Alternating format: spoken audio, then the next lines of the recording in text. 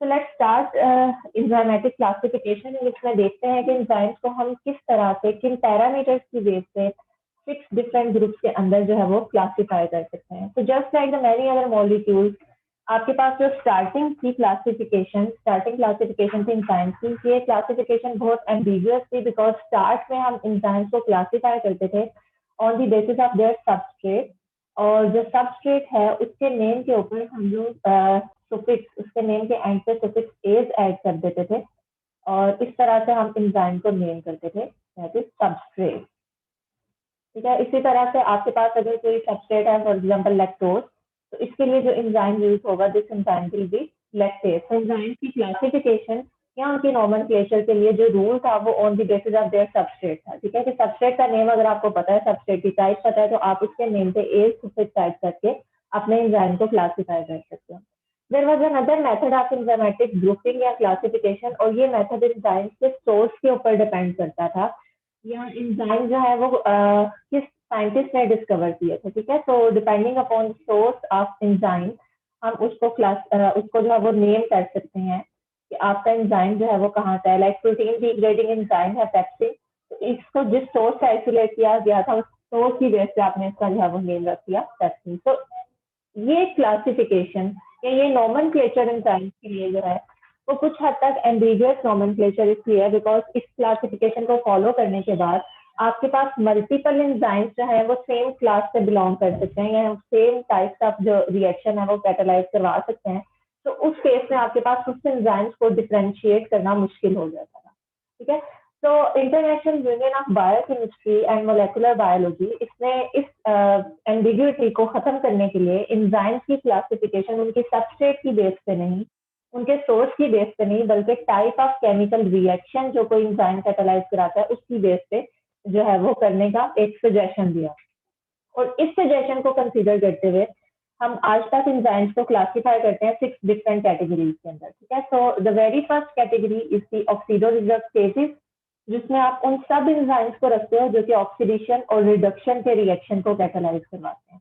Because you all know कि आपके पास कोई भी स्पीशीज जो है वो ऑक्सीडाइज होने के लिए भी 3 डिफरेंट मोड्स को फॉलो कर सकती है, और कोई स्पीशीज जो है वो रिड्यूस होने के लिए या रिडक्शन के प्रोसेस में भी 3 डिफरेंट मोड्स को फॉलो करती है। ठीक है, लाइक आप अगर कहते हैं कि there is a species which is going to be oxidised, it means कि उस स्पीशीज से आपके इलेक्ट्रॉन क्या होंगे, रिमूव होंगे। देयर इज अनदर ऑप्शन कि आपके पास उस स्पीशीज से इलेक्ट्रॉन के साथ साथ प्रोटॉन्स भी रिमूव हों, तो उस केस में आप कहते हो कि पूरे का पूरा हाइड्रोजन एटम रिमूव होगा।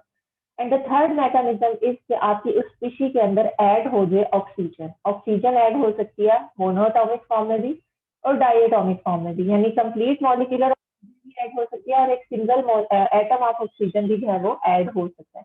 तो these are the different mechanism जिसके थ्रू आपकी कोई जो है वो स्पीशी ऑक्सीडाइज हो सकती है। सिमिलरली अगर आपके पास ऑक्सीडेशन के डिफरेंट मैकेनिज्म है तो रिडक्शन के भी डिफरेंट मैकेनिज्म होंगे। Like a species can be reduce by adding electron in its structure, adding hydrogen, or by removing oxygen. Again, removal oxygen के एक एटम का भी हो सकता है और मोलेकुलर फॉर्म का भी हो सकता है।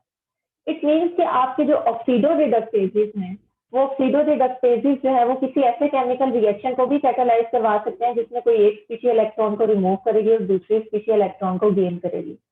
ऑक्सीडोरिडक्टेसेस ऐसे केमिकल रिएक्शन को भी कैटालाइज करवा सकते हैं जिसमें एक स्पीशी हाइड्रोजन को रिमूव करेगी और दूसरी स्पीशी उसे एक्सेप्ट करेगी।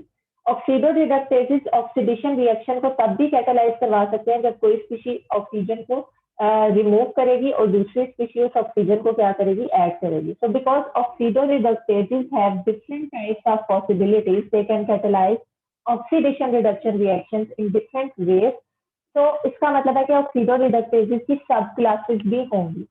तो इट डजंट मीन कि एंजाइम्स जो है अगर ऑक्सीडोरिडक्टेज की क्लास है तो इसकी फर्दर क्लासिफिकेशन नहीं हो सकती। हर एक मेन क्लास की फर्दर सब क्लासेस भी हो सकती हैं depending upon the difference in their catalytic mechanism. यानी मेन मैकेनिज्म तो यही है कि वो ऑक्सीडेशन और रिडक्शन रिएक्शन को कैटालाइज करवा रहे हैं, बट ऑक्सीडेशन और रिडक्शन रिएक्शन चूंकि डिफरेंट टाइप से पॉसिबल है, इसलिए आपके एंजाइम की फर्दर सब क्लासिफिकेशन भी हो सकती है।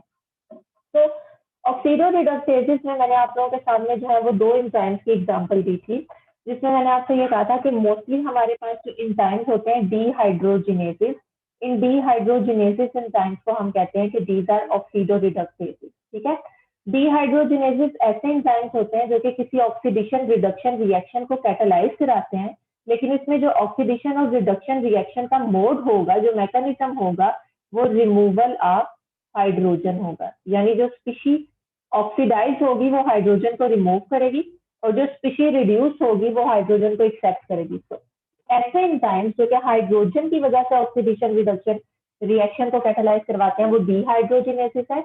और डीहाइड्रोजिनेसिस किस क्लास से बिलोंग करते हैं? Oxido reductase. So here we have a dehydrogenase, which is a succinate dehydrogenase, and which is an important enzyme of the TCA cycle. TCA cycle में ये succinate को फ्यूमारेट के अंदर कन्वर्ट करता है। और अगर आप यहाँ पे इस रिएक्शन को ऑब्जर्व करो तो एक्चुअली ये ऑक्सीडेशन रिएक्शन है, जिसमें आपके पास जो succinate है वो एक मॉलिक्यूलर हाइड्रोजन को रिमूव करती है, which means one hydrogen atom from this carbon and the second hydrogen atom from this carbon. So we can say कि बाय रिमूविंग हाइड्रोजन आपका सुक्सीनेट ऑक्सीडाइज हो जाता है, और ऑक्सीडाइज होकर किसमें कन्वर्ट हो जाता है? फ्यूमारेट में। तो यू कैन सी कि कार्बन नंबर 2 और 3 की डीहाइड्रोजनेशन हुई है, वहां से हाइड्रोजन रिमूव हुए हैं। After the removal of hydrogen atoms यहाँ पे आपके पास कार्बन कार्बन डबल बॉन्ड क्या हो गया? इंट्रोड्यूस हो गया। The mechanism of oxidation is removal of hydrogen, molecular hydrogen, because two atoms of hydrogen are being released by the succinate. अब यहाँ पे ऑक्सीडेशन तो हो गया, लेकिन एक चीज हमेशा याद रखिएगा कि आपकी कोई भी स्पीशीज जो है वो अपना इलेक्ट्रॉन तब तक रिलीज नहीं करती। यानी ऑक्सीडेशन रिडक्शन रिएक्शन भी जो है ये गिव एंड टेक के उस पे प्रिंसिपल पे बेस करते हैं। यानी कोई भी स्पीशीज तब तक अपने इलेक्ट्रॉन रिलीज नहीं करेगी जब तक इसके नियर बाय कोई ऐसी स्पीशीज प्रेजेंट ना हो जिसमें इलेक्ट्रॉन एक्सेप्ट करने का पोटेंशियल है। लाइक अगर आपके पास एक स्पीशीज है ए, तो ये तब तक इलेक्ट्रॉन रिलीज नहीं करेगी जब तक बी इसको अप्रोच ना करे। और बी के सामने ये इलेक्ट्रॉन क्यों रिलीज करेगी? बिकॉज बी ज्यादा पावरफुल है, बी की इलेक्ट्रॉन के लिए एफिनिटी कंपैरेटिवली ज्यादा है। तो जब ए और बी एक दूसरे को अप्रोच करेंगे, because B is a dominating molecule, dominating species जिसकी इलेक्ट्रॉन के लिए एफिनिटी ज्यादा है, तो in the presence of B आपका ए जो है वो इलेक्ट्रॉन को रिलीज कर देगा, और बी इस इलेक्ट्रॉन को क्या कर लेगा? एक्सेप्ट कर लेगा। तो ये ऑक्सीडाइज हो रहा है, और ये वाली स्पीशीज क्या हो रही है? रिड्यूस हो रही है। तो यहाँ पे भी आपके पास जो है हाइड्रोजन रिमूव होंगे, बट हाइड्रोजन तब तक रिमूव नहीं होंगे जब तक कोई दूसरी स्पीशी ऐसी प्रेजेंट ना हो जो कि उन हाइड्रोजन को एक्सेप्ट करने का पोटेंशियल रखती है। So this enzyme, succinate dehydrogenase enzyme, is a flavoprotein. Flavoprotein ऐसे एंजाइम्स होते हैं जिनके साथ एक FAD का मॉलिक्यूल अटैच होता है, and this FAD is the prosthetic group, because ये हमेशा आपके एंजाइम के साथ जिनके साथ ये एसोसिएट होता है, जिनके केमिकल रिएक्शंस को ये फैसिलिटेट करता है, उनके साथ कोवलेंटली अटैच होता है। तो आपका FAD सुक्सिनेट डीहाइड्रोजिनेज के साथ कोवलेंटली अटैच रहेगा ऑल द टाइम। ठीक है, जैसे ये सुक्सिनेट डीहाइड्रोजिनेज सुक्सिनेट से 2 हाइड्रोजन के एटम्स को रिमूव करेगा, this bound FAD molecule will receive these hydrogen atoms, और ये कन्वर्ट हो जाएगा FADH2 के अंदर। तो यहाँ पे आपके पास प्रोसेस कौन सा होगा? रिडक्शन का प्रोसेस होगा, और रिडक्शन के बाद आपके यहाँ पे जो मैकेनिज्म है वो क्या होगा? Addition of molecular hydrogen. तो ये FADH2 में कन्वर्ट हो जाएगा। ठीक है, so this is a dehydrogenase which is catalysing an oxidation reduction reaction. और यहाँ पे आपके पास जो ऑक्सीडेशन रिडक्शन रिएक्शन है, इसको कैटालाइज करवाने की वजह से आपका ये एंजाइम ऑक्सीडो रिडक्टेज की क्लास से बिलोंग करेगा। We have another enzyme and this is also dehydrogenase enzyme, which means कि ये भी आपकी किसी सबस्ट्रेट में से मॉलिक्यूलर हाइड्रोजन को रिमूव करवाएगा। ठीक है, और यहाँ पे आपका जो डीहाइड्रोजिनेज है, this dehydrogenase is using NAD molecule या NAD प्लस को एज अ कोएंजाइम यूज कर रहा है। इसे मैंने कोएंजाइम क्यों कहा है? बिकॉज ये रिवर्सिबली अटैच है एंजाइम के साथ। ड्यूरिंग केमिकल रिएक्शन उसके साथ अटैच होगा, एंड आफ्टर केमिकल रिएक्शन उससे डीअटैच हो जाएगा। ये कोवलेंटली लिंक नहीं होता एंजाइम के साथ जिस तरह से प्रोस्थेटिक ग्रुप अटैच होते हैं, इसलिए आप इसको क्या कहोगे?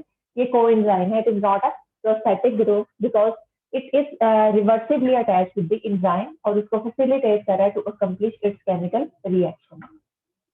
So again you can see कि आपके पास ये वाली जो कार्बन एटम है, central carbon atom, this carbon atom will provide 2 hydrogen atoms, और ये 2 hydrogen atoms in the form of molecular hydrogen यहाँ से रिलीज होंगे। इट मीन्स कि आपका जो लैक्टेट है it is going to oxidise, तो ये किसमें कन्वर्ट हो जाता है? पायरुवेट में। So here you can see कि after the removal of 2 hydrogen atom आपका जो कार्बन है वो अपनी वैलेंसी को सेटिस्फाई करने के लिए ऑक्सीजन के साथ डबल बॉन्ड फॉर्मेशन कर लेता है। ऑब्वियसली अगर 2 हाइड्रोजन एटम यहाँ से रिलीज हो रहे हैं तो there must be a species जो उन हाइड्रोजन एटम्स को एक्सेप्ट करे, और इस केस में आपकी वो स्पीशीज क्या है, Na+ है। ठीक है, Na+ जो है वो कंप्लीट मॉलिक्यूलर हाइड्रोजन को एक्सेप्ट नहीं करती, ये एक हाइड्राइड आयन को एक्सेप्ट करती है। अगर आप कंप्लीट मॉलिक्यूलर हाइड्रोजन का स्ट्रक्चर देखें तो इट कंटेन्स 2 हाइड्रोजन एटम। एक हाइड्रोजन एटम में आपके पास एक प्रोटॉन है और एक ही इलेक्ट्रॉन है, जबकि आपका जो NAD है इसकी ये स्पेशलिटी है कि ये एक हाइड्राइड आयन को एक्सेप्ट करती है। Hydride ion is a form of hydrogen atom जिसमें आपके पास 2 इलेक्ट्रॉन और एक प्रोटॉन प्रेजेंट होता है। ठीक है, तो इसका मतलब है कि ये 2 इलेक्ट्रॉन और एक प्रोटॉन को एक्सेप्ट कर लेगा NAD+, हाइड्राइड आयन को एक्सेप्ट कर लेगा और एक प्रोटॉन को रिलीज कर देगा। एक प्रोटॉन के लिए किसी किस्म की ये यहाँ पे एफिनिटी शो नहीं करता है। तो आपका जो NAD+ है जब ये हाइड्रोजन को एक्सेप्ट करेगा तो हाइड्रोजन किस फॉर्म में होगी, हाइड्राइड आयन की फॉर्म में प्रेजेंट होगी, which means this hydrogen contains 2 electron plus 1 proton. और जो दूसरा प्रोटॉन यहाँ पे रिलीज हुआ था, जो इस इंजाइम ने रिलीज कराया था, बिकॉज इंजाइम ने मॉलिक्यूलर हाइड्रोजन रिमूव कराई थी ना, और मॉलिक्यूलर हाइड्रोजन में आपके पास ये भी प्रोटॉन था, उसको आप इस तरह से मीडियम में लिख सकते हो। तो प्लीज इस चीज को माइंड में रखिएगा, और दोबारा इस चीज को अगर आपसे कोई पूछे तो आपने जो है वो बड़े अच्छे से जस्टिफाई करना है कि आपका जो NAD है और FAD है, इनको आप जब रिड्यूस फॉर्म में लिखते हो तो FAD को हमेशा FADH2 की फॉर्म में लिखते हो और NAD को हमेशा NADH+ प्रोटॉन की फॉर्म में लिखते हो। और ऐसा क्यों करते हो, बिकॉज आपका जो FAD है वो कंप्लीट हाइड्रोजन को एक्सेप्ट कर सकता है। एक हाइड्रोजन एटम को एक्सेप्ट करने के बाद FADH में कन्वर्ट हो जाता है, और अगर ये दूसरे हाइड्रोजन एटम को भी एक्सेप्ट करता है तो उसके बाद इसमें कन्वर्ट हो जाता है FADH2। एक हाइड्रोजन एटम का मतलब है 1 प्रोटॉन प्लस 1 इलेक्ट्रॉन। तो फर्स्ट स्टेप में इसने एक हाइड्रोजन एटम एक्सेप्ट किया, सेकेंड स्टेप में इसने again a combination of 1 electron 1 proton यानी सेकेंड हाइड्रोजन एटम को एक्सेप्ट किया, और ये अपनी फुली रिड्यूस फॉर्म के अंदर कन्वर्ट हो गया। इसका मतलब है कि डीहाइड्रोजनेज ने जितनी हाइड्रोजन निकाली थी वो पूरी की पूरी हाइड्रोजन इस FAD ने अपने स्ट्रक्चर के अंदर क्या कर लिया, उसको ऐड कर लिया, किसी भी किस्म का ग्रुप बाहर रिलीज नहीं किया। बट NAD क्या करता है, ये डीहाइड्रोजनेजेस से निकलने वाले कंप्लीट मॉलिक्यूलर हाइड्रोजन को एक्सेप्ट नहीं करता, बल्कि उसमें से सिर्फ 2 इलेक्ट्रॉन और एक प्रोटॉन को in the form of hydride ion accept करता है। ठीक है, और जो आपके पास एक एडिशन प्रेजेंट होता है उस प्रोटॉन को मीडियम में रिलीज कर देता है। दैट्स व्हाई आप इसको हमेशा NADH+ प्रोटॉन लिखते हो। तो आइंदा कभी भी कोई स्टूडेंट गलती से भी NADH2 नहीं लिखेगा, बल्कि हमेशा आप इसको NADH+ प्रोटॉन की फॉर्म में रिप्रेजेंट करें।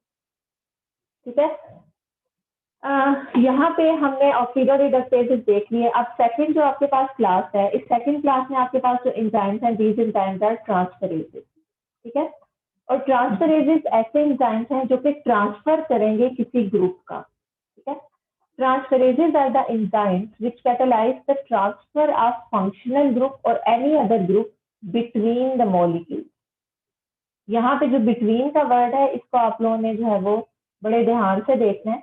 इट मीन्स कि आपके पास जो ट्रांसफर रिएक्शन होगा उस ट्रांसफर रिएक्शन के लिए कम से कम 2 स्पीशीज का होना जरूरी है, जिसमें से एक स्पीशीज जो है वो अपना कोई पर्टिकुलर ग्रुप रिलीज करेगी। ठीक है, यू हैव अ स्पीशीज जिसमें कोई खास किस्म का ग्रुप प्रेजेंट है और इस स्पीशीज के साथ कोई दूसरा जो है वो ग्रुप इंटरेक्ट कर रहा है, और ये आपके पास जो है वो दूसरा ग्रुप है जिसको मैं डिफरेंट शेप से रिप्रेजेंट कर रही हूँ। तो यहाँ पे दूसरे मॉलिक्यूल में आपके पास ये वाला ग्रुप प्रेजेंट नहीं है। ठीक है, but after the reaction with any transferase, ये ट्रांसफरेज क्या करेगा, आपके इस एक्टिव फंक्शनल ग्रुप को यहाँ से उठा के इसके ऊपर ट्रांसफर कर देगा और ये ग्रुप अपने इस फॉर्म के अंदर आ जाएगा। ठीक है, तो ट्रांसफरेजेस ऐसे एंजाइम्स हैं जो कि बिटवीन 2 डिफरेंट मॉलिक्यूल्स किसी पर्टिकुलर ग्रुप का ट्रांसफर करते हैं, जिसमें से ऐसा ग्रुप जो कि अपना कोई पार्ट डोनेट करता है उसको हम क्या कहते हैं, डोनर, और जो दूसरा मॉलिक्यूल जो कि उसको एक्सेप्ट करने का पोटेंशियल रखता है उसे हम क्या कहते हैं, एक्सेप्टर।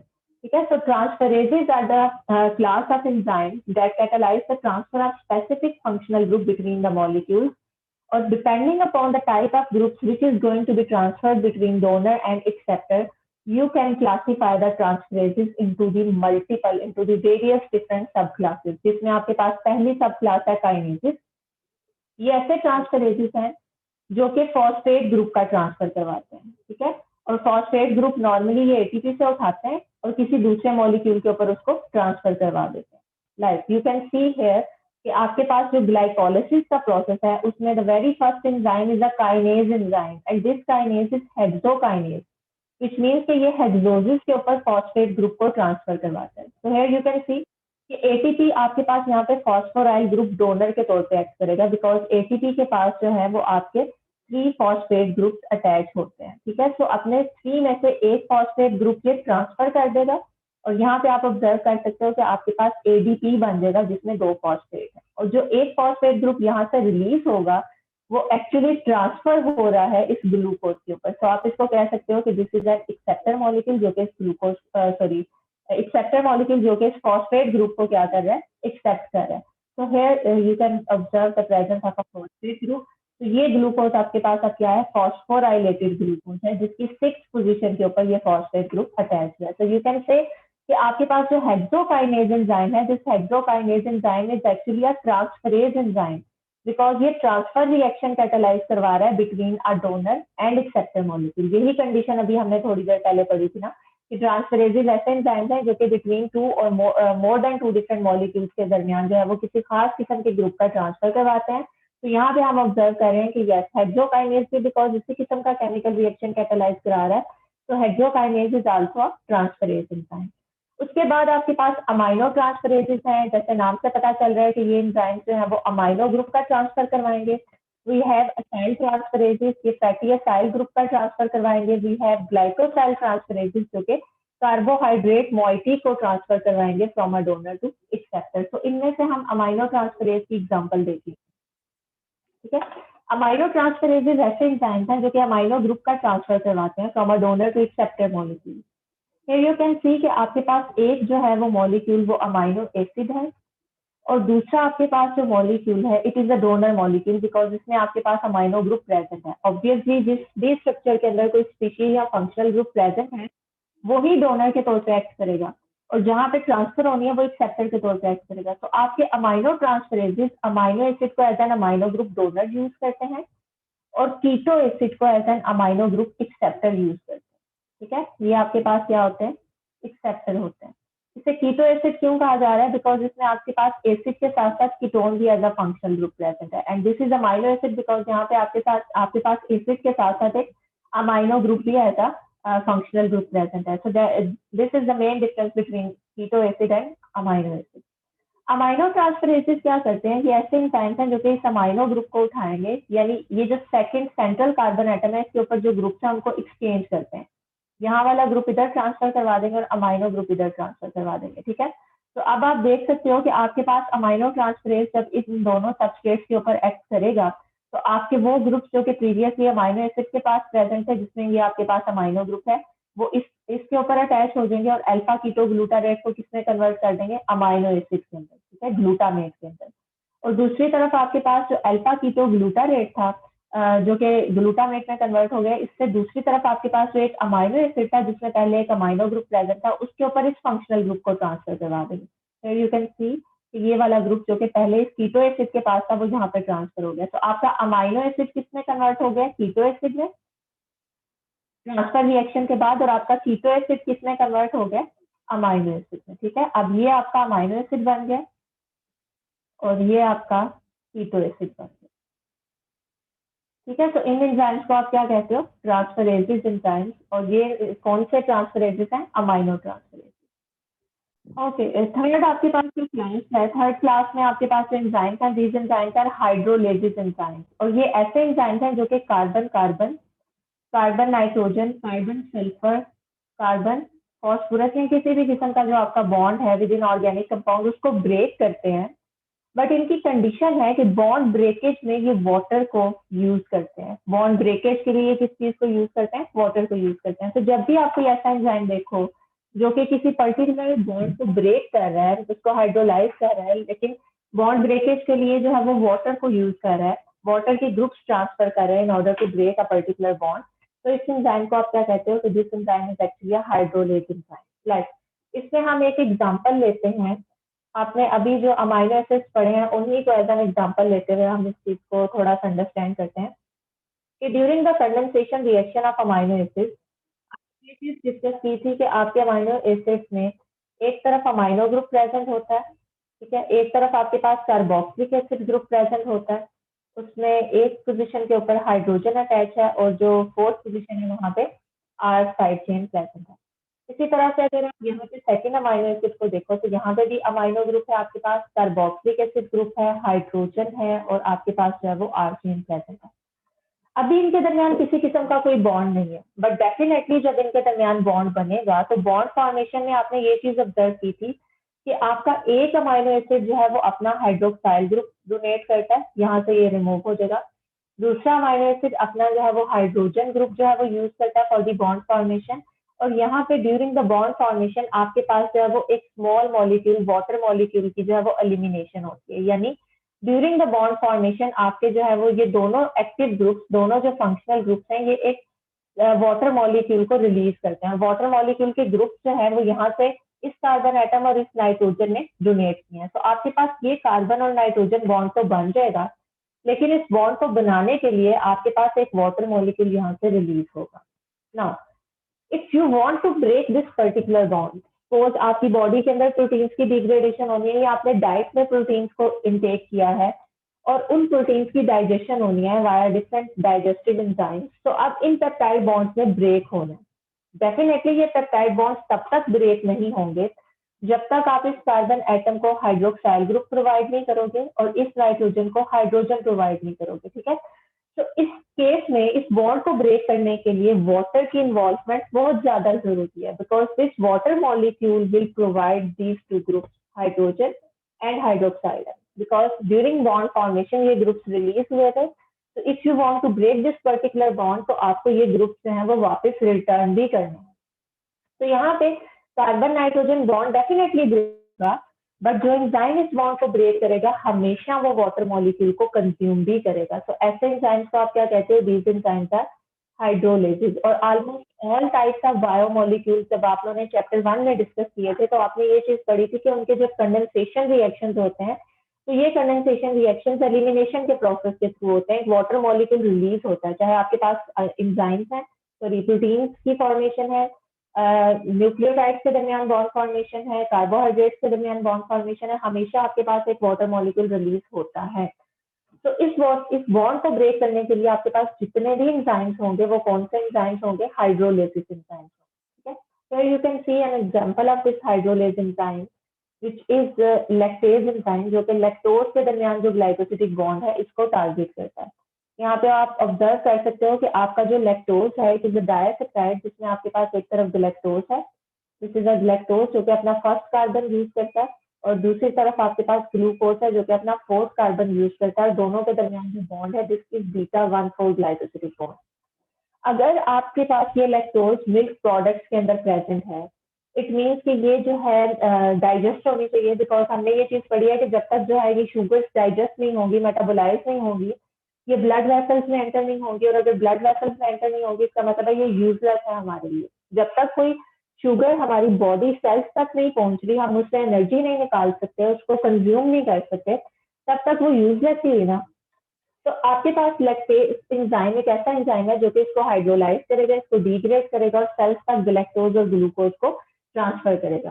तो this enzyme is a hydrolase enzyme, because इस बॉन्ड को ब्रेक करने के लिए ये एक वाटर मॉलिक्यूल यूज करता है जो कि यहाँ पे OH ग्रुप को वापस कर देता है, और अगर ये ऑक्सीजन यहाँ से बिलोंग करती है तो इसका मतलब है यहाँ पे एक हाइड्रोजन आएगा, ठीक है। तो after the breakage of this particular glycosidic bond between galactose and glucose, आपकी दोनों शुगर जो है वो अपनी ओरिजिनल फॉर्म को अटेन कर लेंगी, ठीक है। तो यहाँ पे आप देख सकते हो कि वाटर की इन्वॉल्वमेंट के बाद आपके जो दोनों रिएक्टेंट्स हैं, दोनों मोनोमर्स हैं, वो एक दूसरे से सेपरेट हो गया, उनका जो बॉन्ड है वो ब्रेक हो चुका है। फोर्थ क्लास में हमारे पास कुछ ऐसे एंजाइम्स आते हैं जिनको हम लाइसिस कहते हैं। ये एंजाइम्स भी स्पेसिफिक हैं कि ये बॉन्ड को ब्रेक ही करेंगे, बट यूनिक इस सेंस में है कि यहाँ पे bond breakage in the absence of water molecule होगा। बॉन्ड ब्रेक तो होगा लेकिन उसमें वाटर मॉलिक्यूल कंज्यूम नहीं होगा, बल्कि वाटर मॉलिक्यूल की जगह एक और कंडीशन है, और वो कंडीशन क्या है कि बॉन्ड को ब्रेक करने के बाद ये एंजाइम जिस बॉन्ड को ब्रेक करते हैं, बॉन्ड को ब्रेक करने के बाद आपकी प्रोडक्ट के अंदर या तो डबल बॉन्ड बना देंगे या ये बॉन्ड ब्रेक ही डबल बॉन्ड से करेंगे। इन दो कंडीशंस को देखिएगा। पहले मैंने कहा कि यहाँ पे वाटर की इन्वॉल्वमेंट नहीं है, उसके बाद मैं ये कह रही हूँ कि आपके पास लाइसिस ऐसे एंजाइम्स हैं जो कि जब कोई carbon carbon carbon nitrogen, carbon sulphur, carbon oxygen या कोई सा भी बॉन्ड ब्रेक करते हैं, तो बॉन्ड ब्रेक करने के बाद जो प्रोडक्ट बनाते हैं उसमें एक डबल बॉन्ड छोड़ देते हैं, उसमें एक डबल बॉन्ड इंट्रोड्यूस करवा देते हैं। एक सिनेरियो ये है, और दूसरा सिनेरियो मैंने आपके सामने ये रखा है कि ये टारगेट ही डबल बॉन्ड को करते हैं, carbon carbon double bond, carbon nitrogen double bond, carbon oxygen double bond, ठीक है। तो दोनों में से कोई सिनेरियो अडॉप्ट कर सकते हैं, या तो सिंगल बॉन्ड को टारगेट करके प्रोडक्ट में डबल बॉन्ड इंट्रोड्यूस कर देंगे, या टारगेट ही डबल बॉन्ड को करेंगे फॉर दी ब्रेकेज, ठीक है। तो ऐसे एंजाइम्स आपके पास कौन सी क्लास से बिलोंग करेंगे, लाइसिस, ये वाटर को कंज्यूम नहीं करते ऐसा रिएक्शन। इसमें आपके ग्लाइकोलिसिस का ही एक एंजाइम है, this enzyme is aldolase enzyme, उसकी एग्जांपल मैं यहाँ पे कोट कर रही हूँ।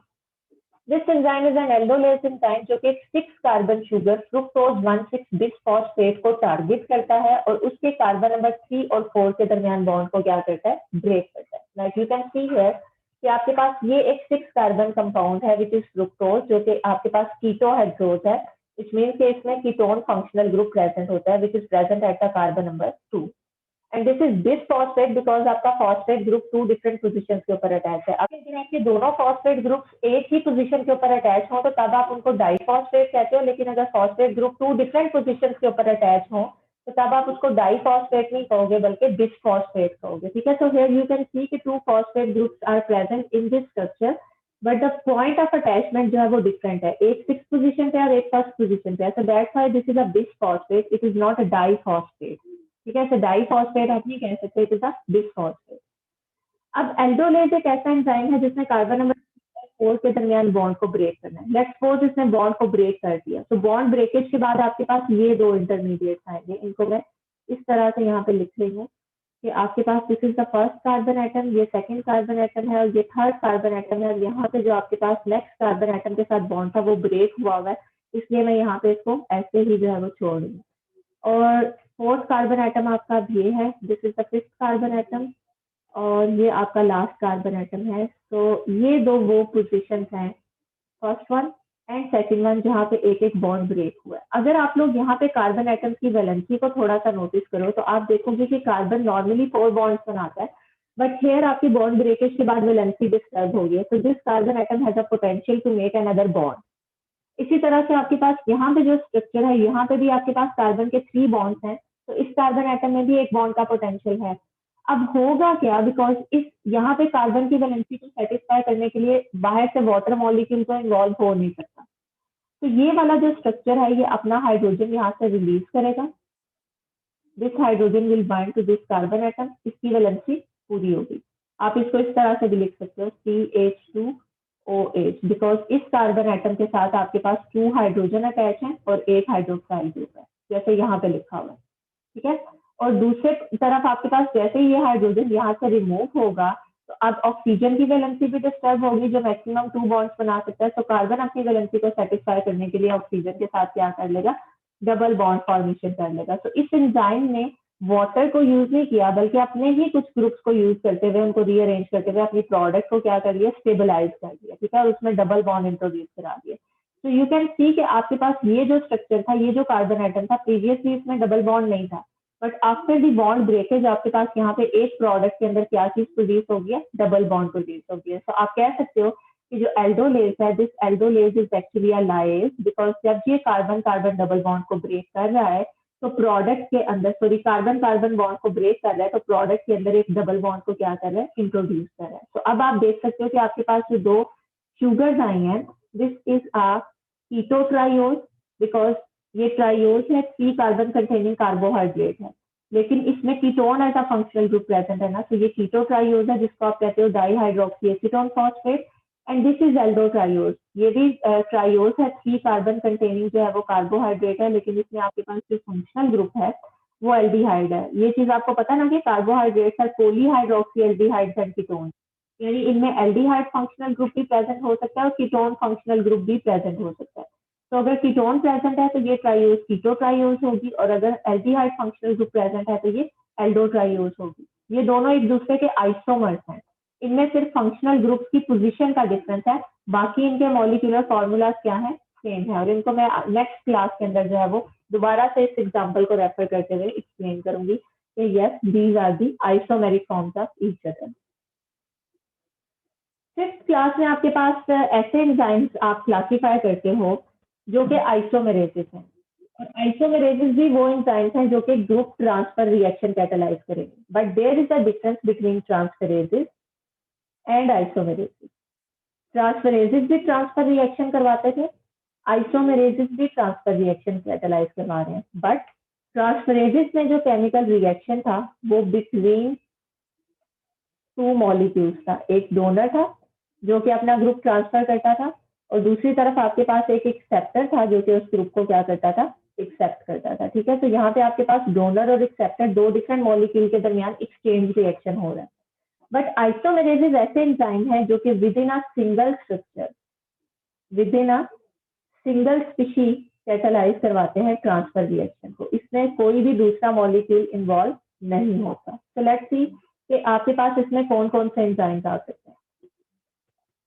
अभी ये दोनों शुगर्स मैंने आप लोगों के सामने लाइएजिस में डिस्कस किए हैं, dihydroxy acetone phosphate and glyceraldehyde 3 phosphate. Actually these two sugars are isomeric forms of each other, और इनको एक दूसरे में इंटर कन्वर्ट करवाया जा सकता है by using an enzyme triose phosphate isomerase, जो कि अगेन ग्लाइकोलाइसिस में यूज होता है।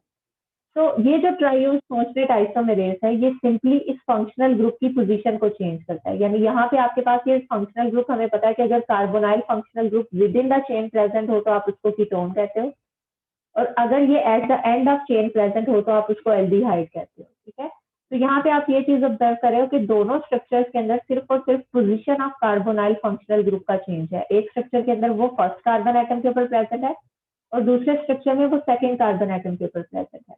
ठीक है, तो यहाँ पे आपके पास एक ही स्ट्रक्चर के अंदर सिर्फ उस फंक्शनल ग्रुप की पोजीशन चेंज हो रही है, इसमें कोई डोनर नहीं प्रेजेंट। ठीक है, एक ही स्ट्रक्चर आपका डोनर ही है और एक ही वही स्ट्रक्चर आपका एक्सेप्टर है, इसमें कोई दूसरी स्पीशी इन्वॉल्व नहीं है। तो आइसोमेरेसिस ऐसे एंजाइम्स हैं जो कि within a single species, within a single molecule groups को ट्रांसफर करवाते हैं from one carbon atom to another carbon atom, और ये दोनों फॉर्म्स आपके पास आइसोमेरिक फॉर्म है, बिकॉज वी ऑल नो कि आइसोमर्स आर दो स्ट्रक्चर्स जिनके मॉलिक्यूलर फॉर्मूला सेम होते हैं, और सिर्फ उनकी जो स्ट्रक्चरल रिप्रेजेंटेशन है वो डिफरेंट होती है।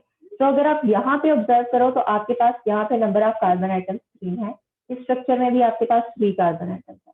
नंबर ऑफ हाइड्रोजन एटम्स देखो तो वो 5 है, इस स्ट्रक्चर में भी आपके पास नंबर ऑफ हाइड्रोजन एटम्स कितने हैं, 5 है।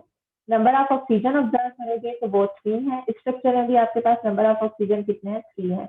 एक पोजीशन पे आपके पास फॉस्फेट ग्रुप अटैच है, यहाँ पे भी आपके पास एक फॉस्फेट ग्रुप है। So these two forms are isomeric forms of each other, जिनमें मॉलिक्यूलर फॉर्मूला में किसी किस्म का कोई डिफरेंस नहीं है, सिर्फ इनकी जो अरेंजमेंट है उसमें फंक्शनल ग्रुप की पोजीशन चेंज है, इनकी जो स्ट्रक्चरल रिप्रेजेंटेशन है वो डिफरेंट है, because the position of the functional group is different in the both side of the structure. ऐसे एंजाइम्स जो कि एक स्ट्रक्चर को उसके आइसोमेरिक फॉर्म के अंदर कन्वर्ट करते हैं, एंजाइम्स को हम क्या कहते हैं, आइसोमेरेसिस। लास्ट में आपके पास कुछ ऐसे आइसोमेरेसिस का मैं जिक्र करने जा रही हूँ जो कि फंक्शनल ग्रुप की बजाय किसी और हाई एनर्जी ग्रुप को ट्रांसफर करते हैं between, with in a molecule, sorry it is not between, it is with in a molecule, because between transfer जो है वो ट्रांसफरेसिस में होता है। तो यहाँ पे आप देख सकते हो कि आपके पास एक 3-फॉस्फोग्लिसरेट है, ये भी ग्लाइकोलाइसिस के इंटरमीडिएट हैं कि you have a three phosphoglycerate and you have an enzyme phosphoglycerate mutase जो कि 3-फॉस्फोग्लिसरेट को 2-फॉस्फोग्लिसरेट में कन्वर्ट करता है। But here you can see कि आपके पास फंक्शनल ग्रुप जो कार्बोक्सिलिक एसिड फंक्शनल ग्रुप है उसकी पोजीशन 3-फॉस्फोग्लिसरेट में भी कार्बन नंबर 1 के ऊपर है और 2-फॉस्फोग्लिसरेट में भी कार्बन नंबर 1 के ऊपर प्रेजेंट है।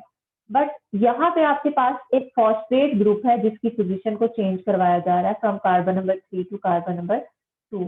तो म्यूटेसिस ऐसे आइसोमेरेसिस हैं जो कि फंक्शनल ग्रुप के अलावा इस हाई एनर्जी फॉस्फेट ग्रुप का ट्रांसफर करवाते हैं from one position to another position, ये फंक्शनल ग्रुप को इफेक्ट नहीं करते। ठीक है, तो आप लोगों को पता होना चाहिए कि म्यूटेसिस जो है इनमें और आइसोमेरेसिस में क्या डिफरेंस है। बेशक ये ग्रुप ट्रांसफर रिएक्शन करवा रहे हैं, within a single species transfer करवा रहे हैं, ये इनमें सिमिलैरिटी है, but there is a difference कि आपके आइसोमेरेसिस सिर्फ फंक्शनल ग्रुप का ट्रांसफर करवाते हैं और आपके जो म्यूटेसिस हैं वो फंक्शनल ग्रुप के अलावा जो बाकी ग्रुप्स हैं उनका ट्रांसफर रिएक्शन कैटालाइज करवाएंगे।